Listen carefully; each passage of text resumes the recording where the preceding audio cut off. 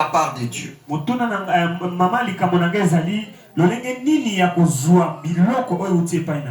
C'est ça. Comment obtenir des choses de la part de Dieu? Bien aimé, l'objectif ce matin, c'est d'aider les chrétiens à comprendre comment ils peuvent faire pour obtenir les choses de la part de Dieu.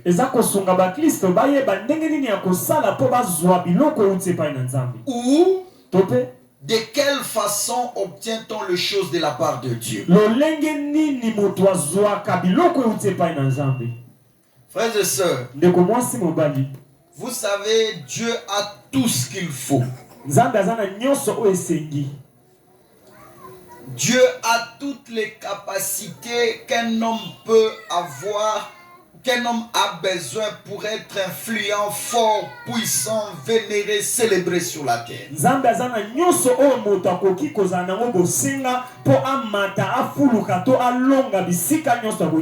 L'honneur que tu cherches dans la vie appartient à Dieu. La gloire que tu cherches, elle appartient à Dieu. La sagesse dont tu as besoin appartient à Dieu. La richesse que tu cherches appartient à Dieu. Dans le livre de l'Apocalypse, la Bible parle de 7 capacités de l'agneau. Parce que le 7, c'est le chiffre de la perfection. La Bible dit à toi la gloire, l'honneur, la richesse, la sagesse, la louange. Toutes ces 7 capacités-là, il n'y a que l'agneau qui en possède. Mais si toi tu cherches la richesse, il faut savoir que c'est chez lui seul que la richesse est cachée. Alléluia. Vous savez, nous prions, nous gênons. Et lorsque nous prions, nous voulons avoir beaucoup de choses de la part de Dieu. Mais je te ferai comprendre, il y a des choses que parfois tu ne peux pas demander à Dieu parce qu'elles sont déjà acquises. Ça t'appartient. Vous savez, lorsque nous prions, Seigneur, fais ceci, fais cela, patati patata. Oui, c'est comme ça. Mais bien aimé, en fait, les choses que nous demandons à Dieu, elles ne sont pas plus loin. Ces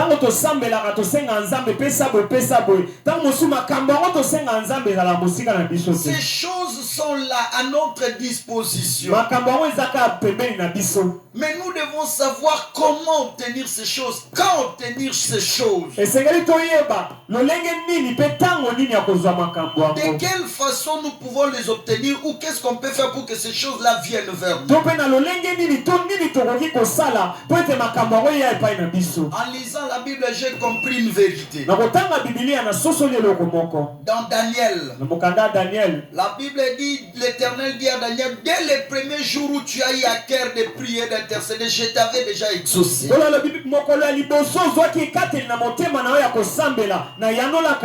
Bien aimé, lorsque nous plongeons dans la prière pour demander des choses à Dieu, le Seigneur nous écoute. Vous savez, il nous écoute pourquoi? Mais c'est parce que lui-même a dit, invoque-moi, je te répondrai. Alléluia. Amen. Le Seigneur avait exaucé Daniel dès le premier jour qu'il avait prié, qu'il avait pris à cœur. Mais Daniel n'a pas cessé de prier tant qu'il n'a pas vu la chose arriver jusqu'à lui. C'est ce jour-là qu'il a vu la chose venir vers lui. Et l'ange lui a dit, dès le premier jour que tu as prié, le Seigneur déjà m'avait libéré ta bénédiction. Et lorsque je venais pour te les donner, pour te la donner, il y a le chef de l'armée de Perse qui m'a résisté. Mais Michael, l'un des chefs, de l'armée de l'Éternel est venu à ma rescousse et me voici venir te donner ce que tu demandais à Dieu. Bien-aimé, il faut avoir la vie de prière. Elle est très importante. Il y a parfois des choses que Dieu a libérées. Si tu persévères dans la prière, tu peux les obtenir facilement. Mais si tu es naïf dans la prière, tu risques de prolonger ces choses-là de venir vers toi. Vous savez pourquoi? Parce que la Bible dit, nous luttons contre les puissance de ce monde de ténèbres. Nous luttons contre les esprits méchants dans les lieux célestes. Alléluia. Alors il faut être un homme efficace dans la prière pour arracher des bénédictions que le Seigneur a libérées. Mais aujourd'hui dans cette leçon, je vais te faire comprendre quelque chose de très important. Dieu s'il veut te donner quelque chose, ou si tu veux obtenir quelque chose de la part de Dieu, il y a des manières dont Dieu m'a révélé comment on obtient les choses de sa part. La première façon dont nous obtenons les choses de la part de Dieu, c'est par rapport aux promesses qu'il nous a données. Écris ça, bien aimé. Nous obtenons des choses de la part de Dieu par rapport d'abord aux promesses qu'il nous a données. Tout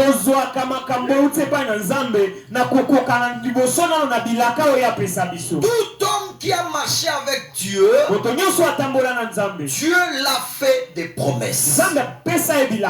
Alléluia. Dieu l'a fait des promesses, ou Dieu les a fait des promesses. Et en continuant de marcher avec Dieu, Dieu a accompli ses promesses dans leur vie. Alléluia. Donc, les choses dont tu peux obtenir de Dieu, il y a d'abord des choses liées aux promesses. Mais bien aimé, si vous lisez la Bible, il y a plus de 1260 promesses que Dieu a fait et a donné aux hommes. Aux hommes qui croient en lui et qui ont confiance en lui. Mais écoute-moi, ces promesses-là sont collectives. Elles appartiennent à tous les fils et filles de Dieu. Voilà pourquoi un bon chrétien, c'est celui qui lit la Bible et il comprend les promesses qui sont attachées à sa vie par rapport à sa relation avec Dieu. Si je te demande ici combien de promesses tu connais de la part de Dieu, vous savez ce qui me donne? Quelqu'un se dit chrétien, mais il ne connaît même pas les promesses que Dieu lui a fait en tant que fils et fille du royaume.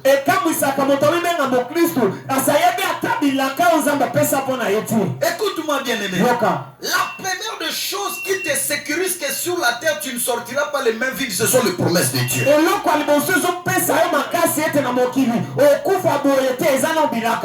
première des choses qui te rassure que tu ne mourras pas pauvre avec le Seigneur, ce sont les promesses que Dieu a données. Un religieux m'a dit Lazare est mort pauvre. Moi je lui dis, tu n'as jamais lu ça très bien. La Bible dit Lazare désirait manger les mecs que les riches jetaient par terre.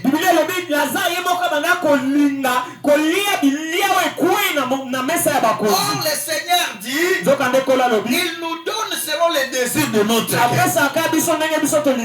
Alors Lazare lui désirait manger ce qui restait dans les mains des hommes riches. Où est le problème de Dieu? C'est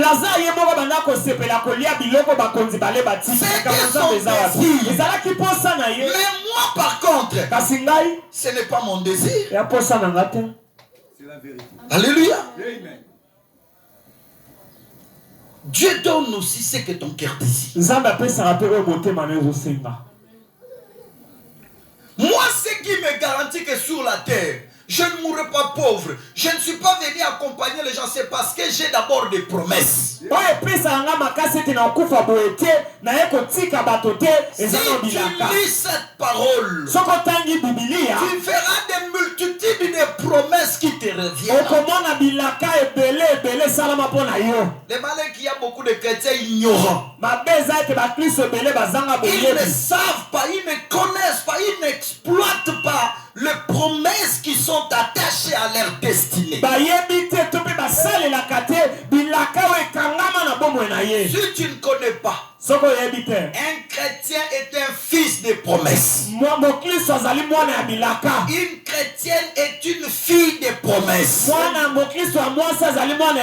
Toi et les autres, vous êtes différents. Les autres vivent parce que les parents leur ont laissé les héritages. Les autres vivent parce qu'ils ont des cousins et des cousines qui le soutiennent. Mais toi, tu as des promesses de la part de Elohim, notre Dieu. Même si je suis né d'une famille pauvre, même si chez nous personne n'a levé la tête, mais les promesses de la Bible me disent tu seras la tête et non la queue. Mais c'est pas moi, ce sont les promesses. Alléluia. Amen. Les promesses de Dieu me disent ceux qui tournent les regards vers Dieu ne seront jamais confondus. Mais c'est pas moi, ce sont des promesses que Dieu a fait aux hommes et aux femmes qui croient en lui. Il a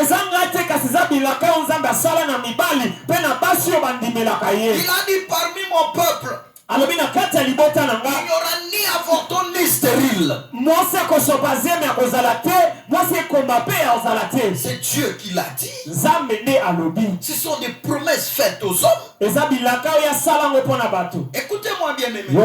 Abraham est un exemple probant. Abraham a eu des promesses de la part de Dieu. Si vous lisez Genèse 12, 1 à 3, le Seigneur, lorsqu'il a appelé Abraham, il lui a fait des promesses. N'est-ce pas ça? Amen. Je dis bien Genèse 12, 1 à 3. Oui. Le Seigneur, lorsqu'il appelle Abraham, il lui fait deux promesses. Genèse 12, 1 à 3. Je lis au nom de Jésus. Amen. Écoute ce que le Seigneur dit. L'Éternel dit à Abraham, va-t'en de ton pays, de ta patrie et de la maison de ton père, vers le pays que je te montrerai. Je ferai de toi une grande nation et je te bénirai.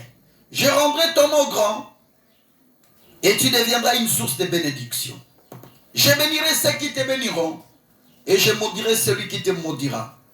Toutes les familles de la terre seront bénies en toi. Amen. Amen. Est-ce que tu peux acclamer Dieu pour ça? Ça, c'était une promesse que Dieu avait faite à Abraham. Vous comprenez? Dieu lui a fait des promesses. Est-ce que toutes ces promesses que Dieu avait fait à Abraham, Dieu les a réalisées? Oui, mais bien aimé, Genèse 37, 24 nous dit ça. Dieu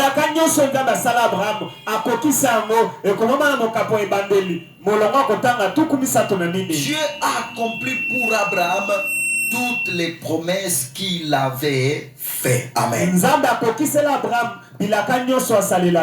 vrai. Abraham n'est pas mort sans qu'il n'ait vu ou sans qu'il puisse avoir vu Dieu accomplir toutes les promesses dont il lui avait dit ou il lui avait fait. Alléluia. C'est écrit dans la parole de Dieu. Et c'est vrai, c'est exact. La Bible dit, Abraham était devenu vieux. Et l'Éternel avait béni Abraham en tout. En toutes choses. Alléluia. C'est pas dans Genèse 37, c'est vers Genèse 25 comme ça. L'Éternel a béni en toutes choses. Vous comprenez? Amen. Parce que Dieu lui avait fait la promesse. Et il était béni parce que Dieu lui avait donné des promesses. Mais écoutez-moi. Cette promesse-là, ou ces promesses que Dieu a fait à Abraham, elles ne se sont pas accomplies à une seule année. Pas dans 2 ans. Pas dans 3 ans, 4 ans, 5 ans, 7 ans, non. La promesse, par exemple, d'avoir une postérité du fils comme Isaac est venue 25 ans après. Vous savez, parfois il y avait des temps où Dieu venait, Abraham dit à Dieu, si tu me parles de choses, parle-moi d'autre chose, ça ne parle plus. Le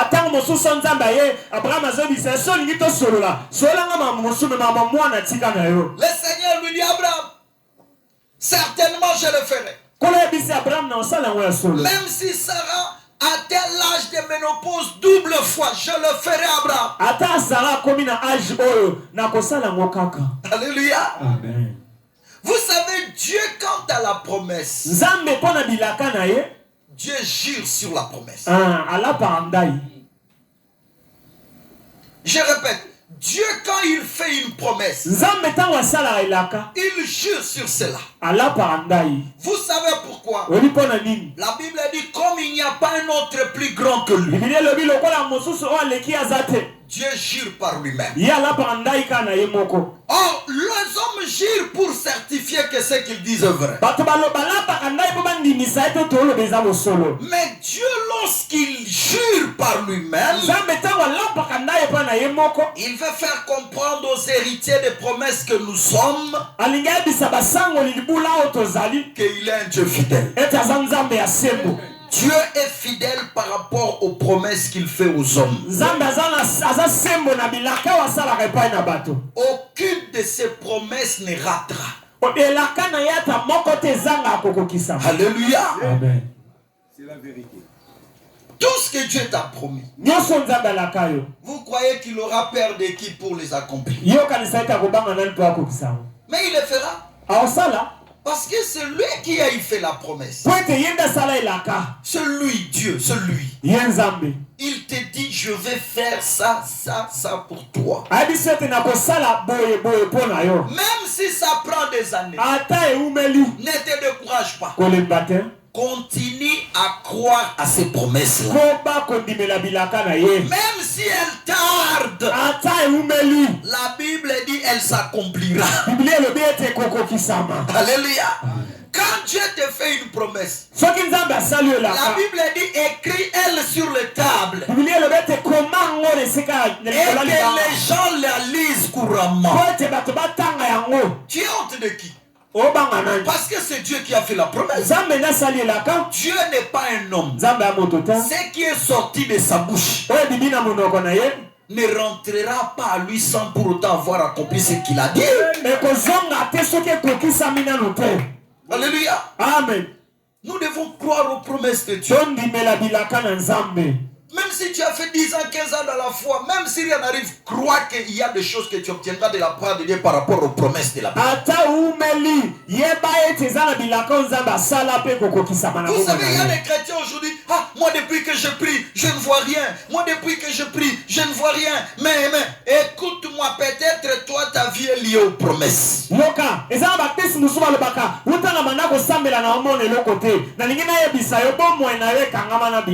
je vous dis, les gens des promesses, ce sont des gens qui étonnent. Les vies qui sont liées aux promesses, ce sont des vies extraordinaires. Alléluia. Amen. Vous savez, parce que ces gens-là ont un cœur d'attendre. Ils ont un cœur patient. Ils peuvent dire à Dieu, même si tu ne fais pas après 10 ans, même après 15 ans, je m'accrocherai toujours à toi. Alléluia. Amen. Parce que je suis un fils ou une fille de la promesse. Est-ce que tu crois aux promesses de Dieu? Amen. Tu peux acclamer Dieu pour ça. Tu peux acclamer Dieu pour ça. Bien aimé, Je vais vous dire une chose, on ne prie pas pour les promesses. Les promesses ont un temps que Dieu a marqué. La Bible dit dans Genèse 21. J'aime ça. Genèse 21, la Bible dit ceci. L'Éternel se souvient de ce qu'il avait dit à Sarah. N'est-ce pas ça? Amen. Et il agit pour Sarah selon sa parole. J'aime d'autres traductions qui disent au temps fixé par Dieu. Vous comprenez? Bien aimé, il y a des choses que Dieu a fixé le temps. Peut-être c'est en 2035 qu'il te visite. Alléluia. Au temps marqué par lui. Tu peux être là. Tu pleurniches. Tu te lamentes. Mais je vais te dire ce matin, il y a un temps que Dieu a fixé pour que les choses changent dans ta vie. Ce temps-là, tu ne le connais pas. Seul Dieu lui-même connaît. Pourquoi il y a même des gens qui vont te dire, je te vois une grande dame, mais il ne connaît pas le temps que cette bénédiction-là sera déclenchée. Ça, c'est réservé à Dieu. Ce n'est pas à l'homme. Les promesses ont un temps fixé par Dieu. Que Dieu lui-même sait. Il dit à cette époque, à tel moment, je commencerai à faire ces choses par rapport à ta vie. Alléluia. Amen. Si le temps n'est pas encore arrivé, continue, persévère. Alléluia. Amen. Abraham a persévéré pendant 25 ans. Il a reçu la promesse. Il a espéré contre toute espérance. Il est devenu père d'une grande multitude. La Bible dit c'est parce qu'il crie à la fidélité de celui qui avait fait la promesse. Il faut croire à la fidélité de Dieu. Dieu, quand il fait une promesse, il ne dort pas. Il veille jusqu'à ce que cette promesse-là s'accomplisse. Je vais vous dire une chose. Dieu m'a fait des promesses. Et je vais aussi vous apprendre. Parce que quelqu'un me dit, pasteur, mais les promesses, oui, tu dis les promesses sont dans la Bible, elles sont pour nous tous. Il y a des promesses collectives, il y a aussi des promesses individuelles. Je vais vous montrer un chemin. Moi, si quelqu'un te demande qu'est-ce que tu retiens trop de ton passé, moi je suis un homme qui a beaucoup prié. Je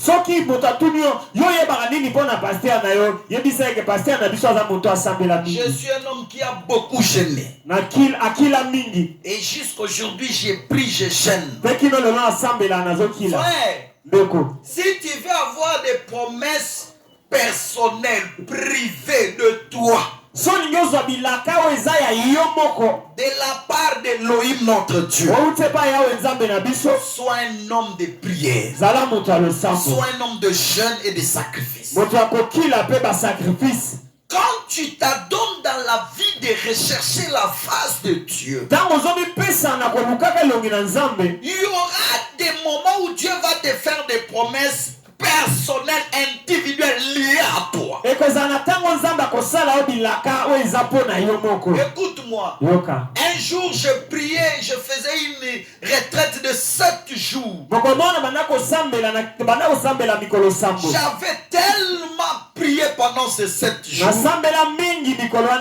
La dernière nuit de jeûne et prière, j'ai prié, j'ai pleuré cette nuit-là. Et lorsque je suis allé dormir vers 4 heures du matin, j'ai entendu Dieu me dire une chose.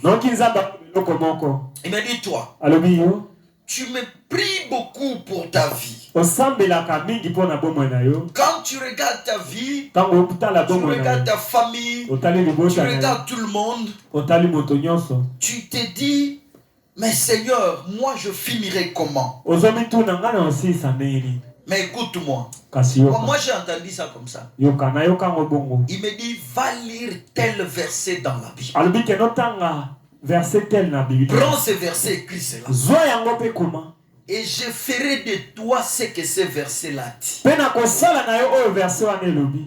Moi j'ai écouté ça. Vous savez ça? Moi j'ai écouté ça. De la part de Dieu. Il m'a dit, prends ce verset, chapitre tel, verset tel. C'est ce que je ferai de toi. Moi je dis, ah, quel verset? C'était extraordinaire ce verset-là. Amen. Amen.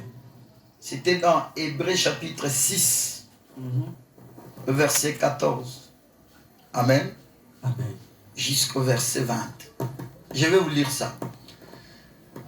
En disant, certainement, je te comblerai de bénédictions. Et je multiplierai ta descendance. Ça, c'est le verset que Dieu m'a donné comme une promesse. Hébreux 6, 14. Certainement. Certainement. Je te comblerai de bénédictions et je multiplierai ta descendance.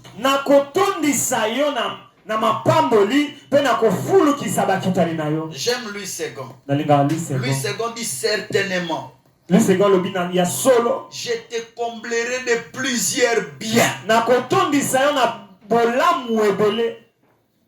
Non, de plusieurs biens. Voilà, il faut dire biloko. Bolam de biloko. Quand on parle de biens ici, ce sont des biens matériels. Oui. Le Seigneur m'a dit, certainement je te comblerai de plusieurs biens. Ça c'est la première des choses. Regarde-moi bien. Tu verras que Dieu me donnera beaucoup de biens. J'aurai beaucoup de biens. Tu ne le crois pas? Mais moi je te dis la vérité. Alléluia. Je te dis vrai, je ne te mens pas. Vous savez depuis quand est-ce que Dieu m'a dit ça? C'était en 1998. Mais aujourd'hui nous sommes en 2020. Est-ce que tu me vois même avec une voiture? Avec une Jeep? Mais Dieu m'a dit ça. Je ne prie pour ça, je ne prie pas pour ça. Je sais, comme il avait dit, il me donnera plusieurs biens. Voilà pourquoi quand je te dis ici, j'aurai 100 maisons, 100, tu dis, ah, pasteur, où t'as Mais ce n'est pas par rapport à ce que toi tu te poses comme question, mais c'est par rapport à ce que le Seigneur m'a dit.